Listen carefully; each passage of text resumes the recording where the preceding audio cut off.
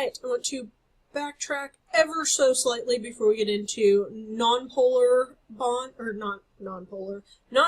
bonds, and kind of re-emphasize some of the specific reasons why water is so important in the body. I know we all are aware that it's very important, but there are some specific reasons that you should know. We've talked about hydrogen bonds already, so I'm not going to go into a lot of detail there.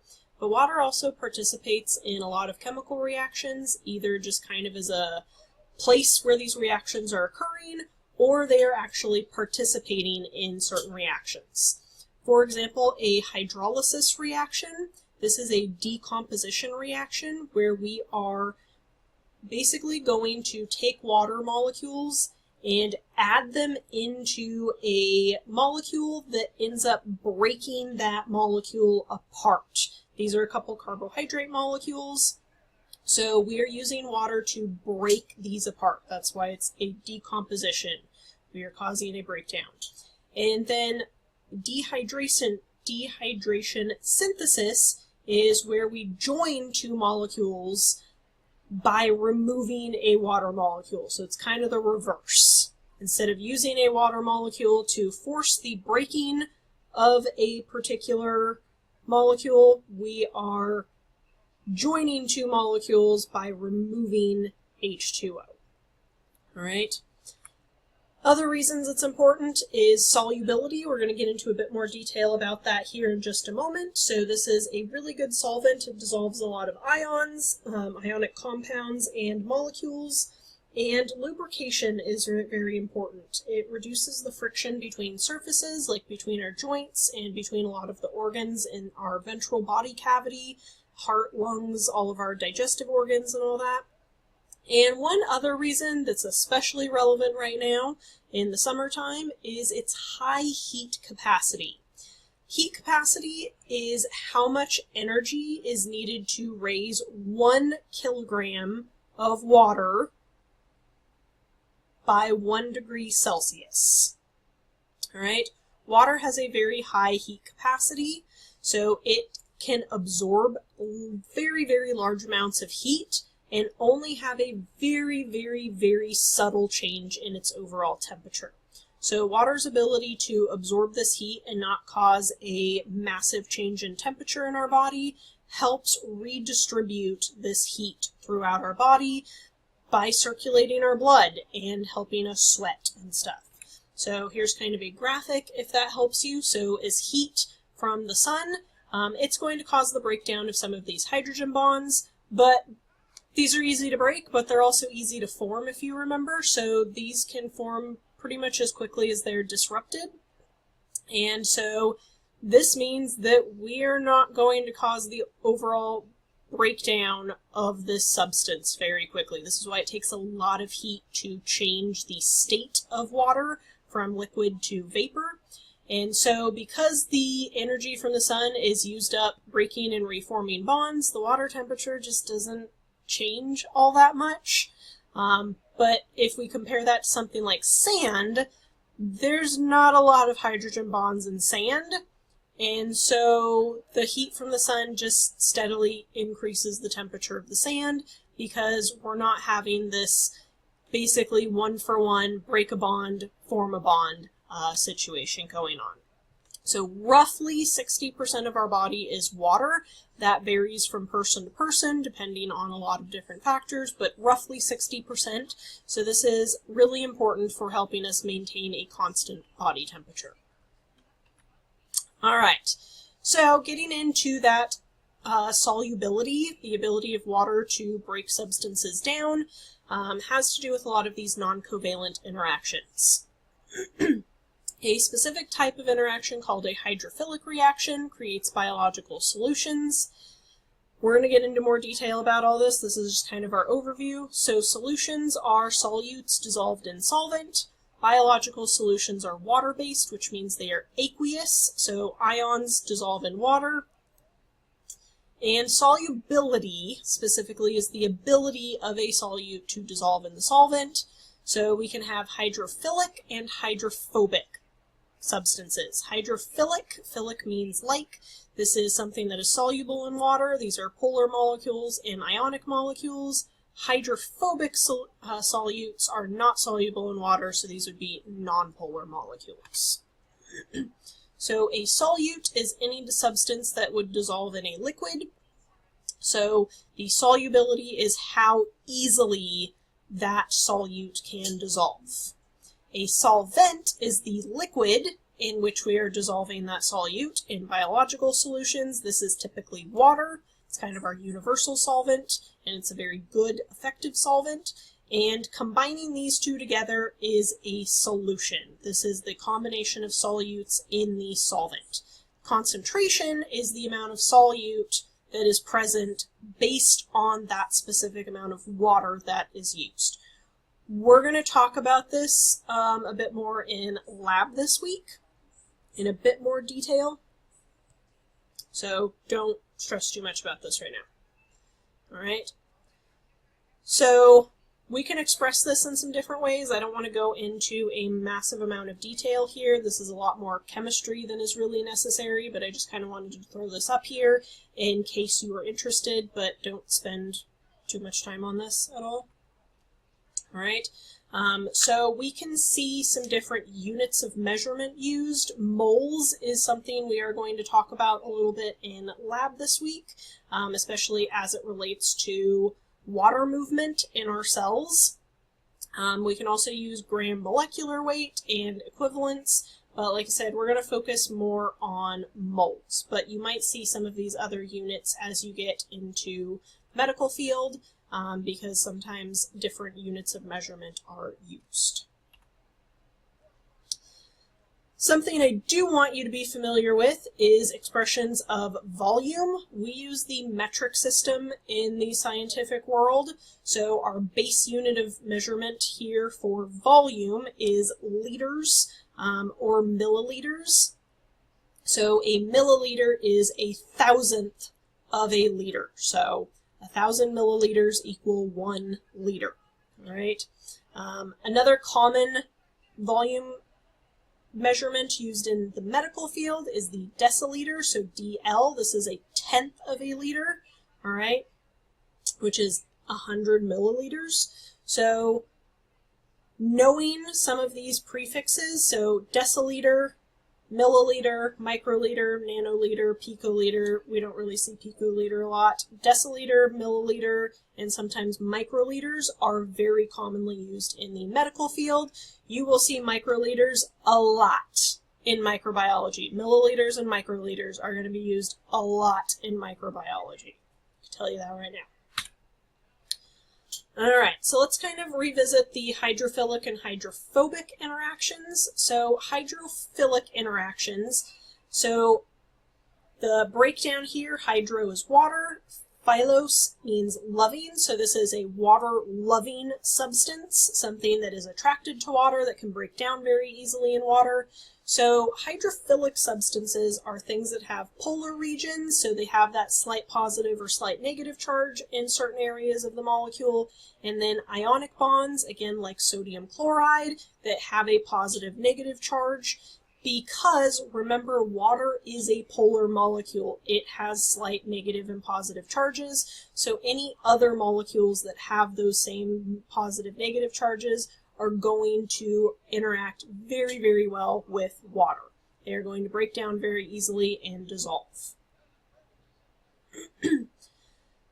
So water molecules interact here, and they end up forming what are called hydration shells around ions specifically. So sodium and chloride is the example given here. This disrupts hydrogen bonding between the water molecule, which can change the freezing point. All right, so this is why things like salt are frequently used for making things like ice cream, because it can change how low the temperature can go and help keep that ice solid for longer. Sorry, I'm starting to lose my voice, but we're going to make it through.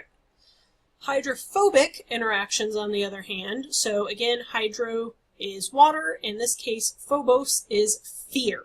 So obviously these are molecules, and so they don't really fear water in the traditional sense that we use the word fear, but these are things that are resistant to water. And these are going to be nonpolar molecules. So they do not have slight negative and slight positive charges. So they have a very even distribution of those charges. And so they don't really interact with water molecules. They actually tend to repel them. They don't dissolve very readily in water.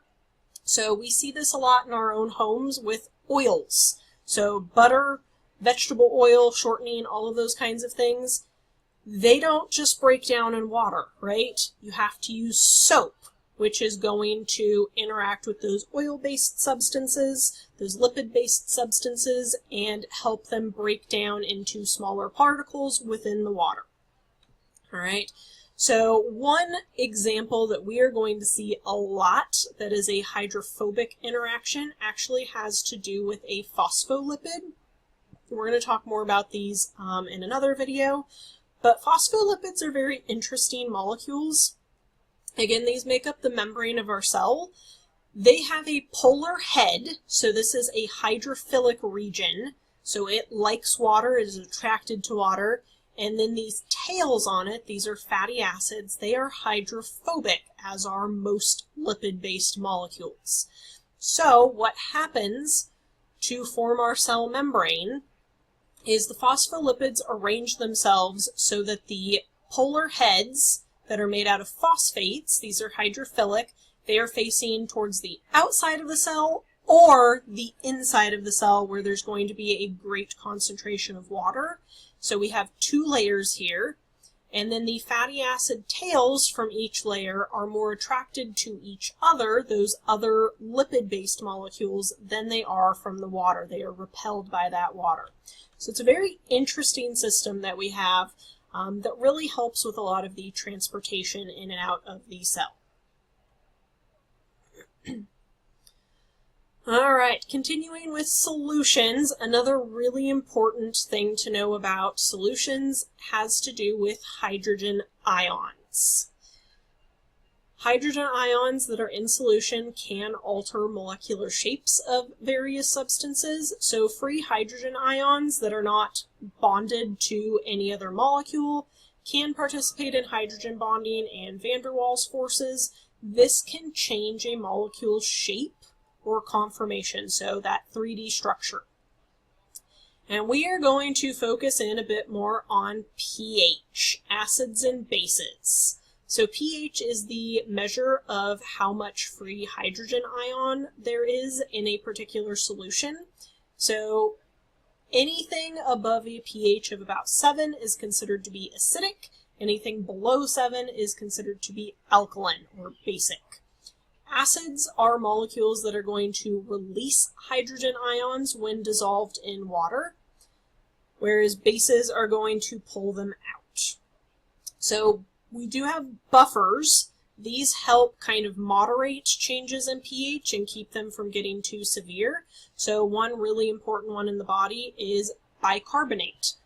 We all have sodium bicarbonate in our kitchens probably. Baking soda is sodium bicarbonate. We have it in ion form as just a bicarbonate anion, but this helps keep our blood from getting too acidic. So we interact with acids and bases a lot in our daily life. Not all of them are particularly dangerous, but some of them can be. So acids tend to be very sour or tart tasting. So vinegar, lemon juice, orange juice, wines, aspirin, these are all examples of acidic substances, whereas bases tend to be a bit more bitter tasting and they can feel very, very slippery under the right circumstances. So coffee, cigarettes, tonic waters, baking soda, antacids, and even soaps are going to be bases. They're going to be alkaline. So we use these very, very commonly in our everyday life.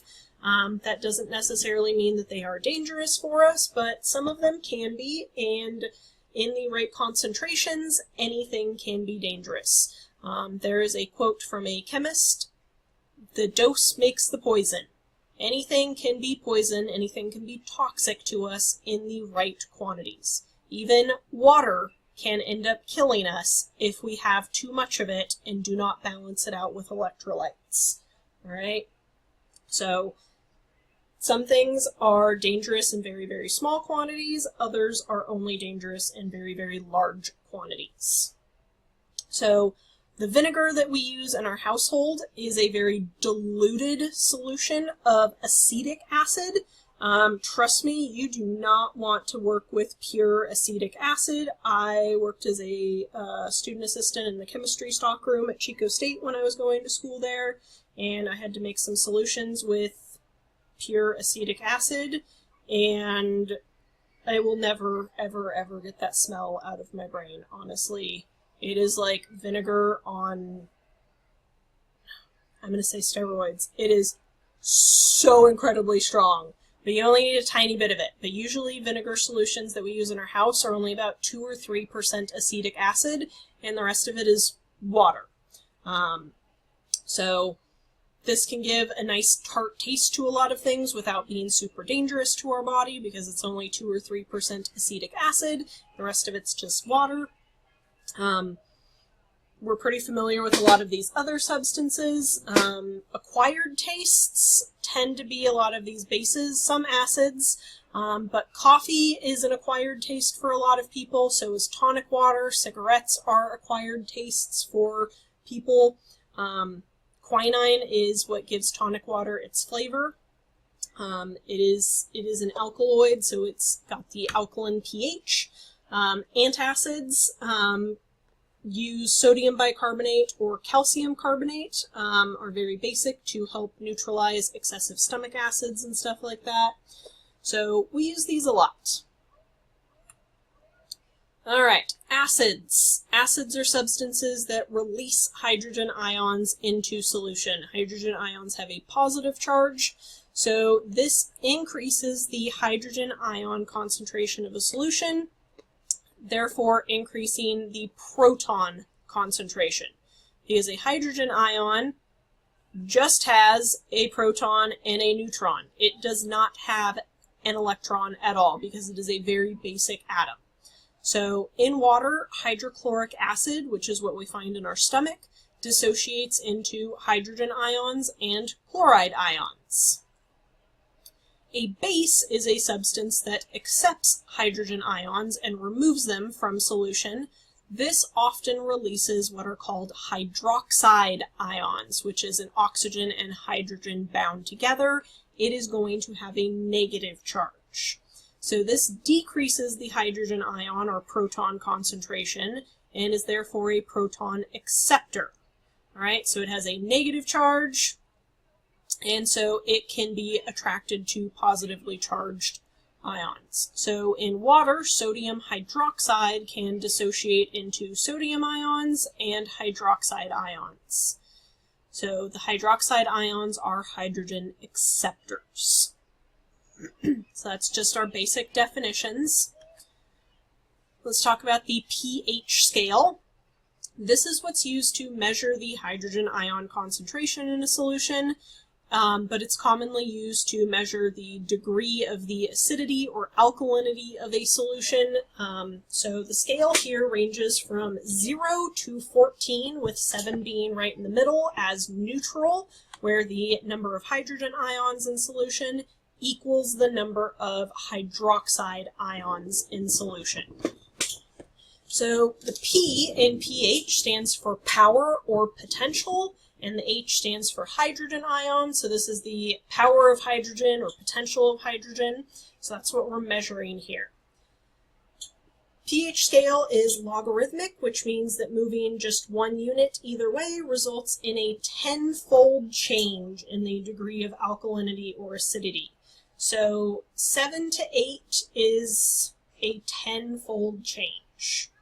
All right, so a solution that has a pH of 6 has 10 times more hydrogen ions than a solution with pH of 7.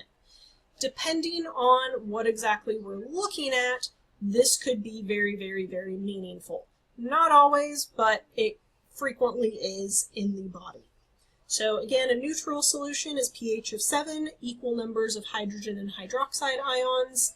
A acidic solution is any pH less than 7, so there are more hydrogen ions than hydroxide ions. And on the flip side, an alkaline or basic solution is any pH that is higher than 7, has fewer hydrogen ions, and more hydroxide ions. So the smaller the number on the pH scale, the more acidic it is, and the higher the number on the pH scale, the more basic or alkaline it is. I know that's a weird concept to wrap our heads around. It took me a lot of practice and just kind of repeatedly drilling that into my head when I was a student, that small numbers are acidic, big numbers are basic, is kind of what helped me. Big is basic, and then small is acidic.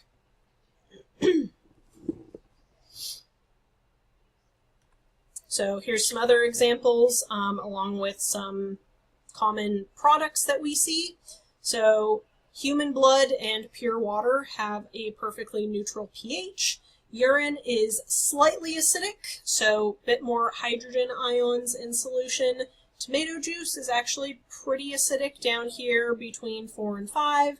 Grapefruit juice, soft drinks like colas and Sprites and stuff are also very acidic. Lemon juice, gastric juices are pretty comparable to each other. And then on the basic or alkaline end, seawater is relatively alkaline compared to our neutral point. Milk of magnesia, this is an older medication that's really not used anymore. Household ammonia, household bleach. Just to cover this, do not ever mix chemicals. Do not mix bleach and ammonia. That is incredibly dangerous. Yes, they are both bases. Do not mix them. You will create a very dangerous gas that could land you in the hospital. Don't ever mix chemicals. If you feel like you really need to, please at least look them up and see if it is safe to mix them. All right? Don't mix chemicals. Oven cleaner, very, very, very basic. This is what leads to dissolving all of the stuff stuck in your oven. And this is why you should wear gloves when using oven cleaner and bleach and ammonia and all that kind of stuff. So be safe when using these chemicals. That goes for acidic chemicals too. But bases are actually a bit more dangerous. They can both result in some severe damage, but bases are a little bit more severe. So, fair warning, we're going to talk about chemical burns on the next slide. There are some relatively graphic pictures, so you have been warned. All right. Acid burns. This causes what's called coagulation necrosis. So coagulation is the kind of clot formation of different tissues that are in aqueous solutions. So this denatures proteins. Like we talked about in lab last week with the enzymes, which are proteins, it is going to denature them upon contact with the tissue. So the coagulation forms in a particular area and does limit the extent of the injury as long as you get it off of your skin pretty quickly. This is less severe than alkali burns. They are still not going to be pleasant, but they're not going to be quite as bad. So this releases hydrogen ions, which oxidizes biological molecules, so it removes those electrons. And that's where we're starting to cause that coagulation. Brown to gray appearance for these is pretty characteristic. I'm very fortunate I never got any chemical burns while I was working in the chem stock room. So almost had a few close calls, but everything was fine. Be really careful with these. And then alkaline burns or base burns, this causes what's called liquefaction necrosis. It also denatures proteins, but it liquefies them because it denatures proteins and dissolves fats.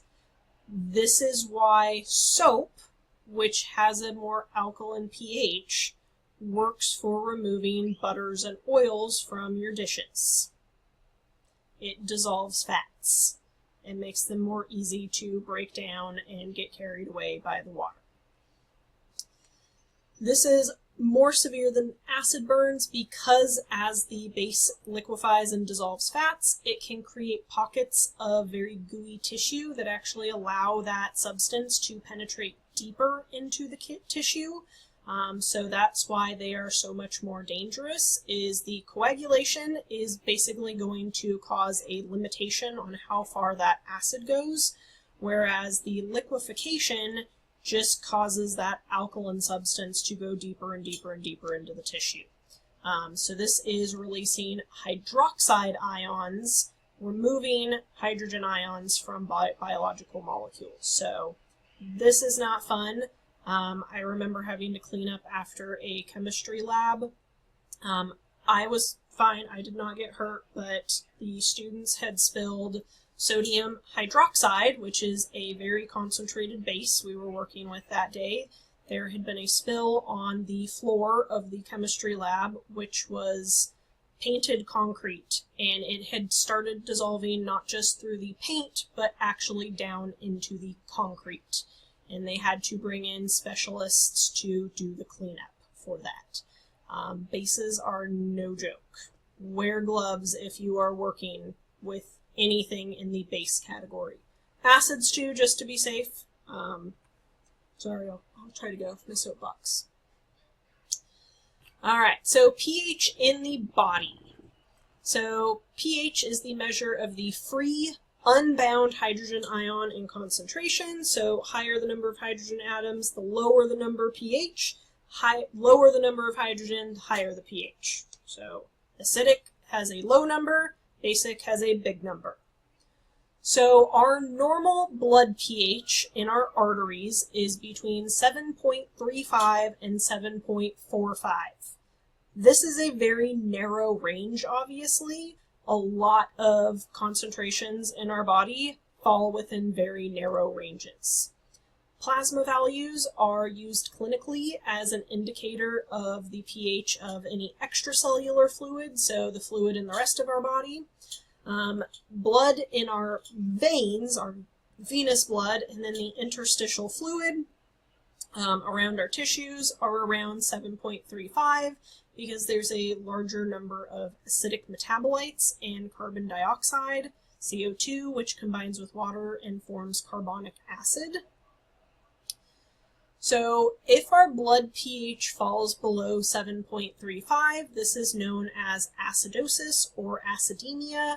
And if our blood pH is above 7.45, this is known as alkalosis or alkalemia. Any pH value that is less than 6.8 or greater than 7.8 is usually fatal. So again, very narrow ranges here for pH because, again, the scale is tenfold changes. So these are big jumps between numbers. So in the clinical setting, if imbalances develop, it's really important to be able to detect it by knowing the different effects that these pH changes can have in the body so that you can restore it. So, again, we've kind of talked about this already, but pH changes have 4 major effects in the body. We've talked about the alteration of enzyme activity, because pH can cause the denaturation of proteins. And if enzymes are not functioning, nearly all of our metabolic activity, biochemical reactions, are going to stop. pH can also alter the membrane channel activity, so this is the ability of substances to pass in and out of our cells for the substances that have to use channels. It can alter nerve and muscle activity and also changes potassium levels significantly. So acidosis, blood pH is below 7.35. The major clinical effect of any type of acidosis is central nervous system depression. So this is downplaying any effects from the central nervous system, the brain and spinal cord. So individuals tend to show signs of confusion. They're very disoriented. They could be comatose if it's severe enough. So headache, sleepiness, confusion, loss of consciousness, a coma, shortness of breath, coughing, arrhythmias, increased heart rates, seizures, weakness, nausea, vomiting, diarrhea are all symptoms of acidosis. Again, those central nervous system symptoms are especially important because obviously a lot of these, like the digestive system, nausea, vomiting, diarrhea, that could be due to a whole wide number of things. We even see nausea and vomiting as symptoms of alkalosis, which we'll talk about here in a moment, but the major effects are on the central nervous system, our brain and spinal cord. And the nerves coming out of our brain and spinal cord impact everything else here. There is a condition called diabetic ketoacidosis. This forms in diabetics, especially type 1 diabetics who do not produce insulin at all because of a genetic mutation that causes their immune system to attack the pancreas. And that results in the body breaking down fats to try to get energy. And if that is too extensive, that causes an increase in pH. So you'll probably learn about diabetic ketoacidosis a little bit later. We'll go into a bit more detail about diabetes when we do the endocrine system as well. So I don't want to get into too much detail about it right now. And then alkalosis, so when the blood pH is above 7.45, this is basically the reverse. So the main clinical effect here is overexcitability of the nervous system. So it is kind of going nuts a little bit. So in early stages, a person may have paresthesia, which you have likely experienced before on its own. This is tingling or burning in the fingers, hands, or toes, or around the mouth, so the pins and needles feeling. This is especially with metabolic alkalosis. This can lead to central nervous system excitation, so muscle twitches, seizures, muscle spasms, which are sustained contractions that can even paralyze respiratory muscles, so convulsions, and this can also lead to them being comatose as well. So in the cases that you've experienced this paresthesia, it is very unlikely to be from alkalosis. It's just that we frequently get it because we inadvertently put too much pressure on a nerve for too long, and once you change position, it subsides. We remove that pressure. It is very, very temporary and resolves without treatment, but if it does not resolve, it is time to go see a doctor, for sure. Emergency level situation. All right, and then buffers. Buffers are important. These resist changes in pH, kind of like how water resists changes in temperature. So buffers are going to absorb excess hydrogen ions and hydroxide ions as they get added to solution, and then it can return them into the solution as needed. Sodium bicarbonate, baking soda. This is a very common buffer. Any chemistry lab is going to have sodium bicarbonate in a very, very high concentration, stored somewhere very close by any of the fume hoods or anything, as a buffer for any potential chemical spills. This is commonly used in antacids like Alka-Seltzer and Rolaids. And then we have calcium carbonate that's in things like Tums. These help neutralize excessive acid in the stomach, the hydrochloric acid. So buffers are really, really important. And we actually have just bicarbonate in our bloodstream floating around the vast majority of the time to help with this process.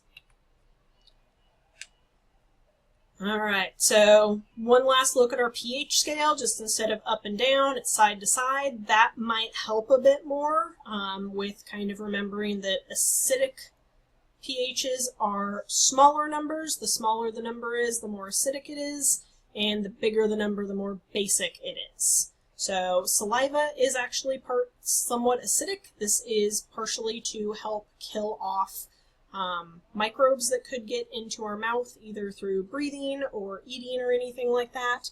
Urine is also on the more acidic side because of the waste products that we're producing, and that also additionally helps reduce microbial growth in there. Stomach acid, part of the reason our stomach is very, very acidic is to help denature proteins that we eat. This is where the breakdown of proteins that we eat starts, is in our stomach from the acid. It starts denaturing them. And it also functions to help fend off microbes. It will kill off the vast majority of microbes that we consume with any of our food. And again, soap solutions tend to be very basic. They are going to liquefy those fats, which is why they are effective at being dishwashing solutions and stuff. Chemical hair removers are very, very, very basic. This is why you have to be very careful with those if you're going to use them.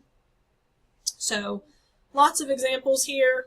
If you're ever concerned about something, just look it up. And again, do not mix chemicals.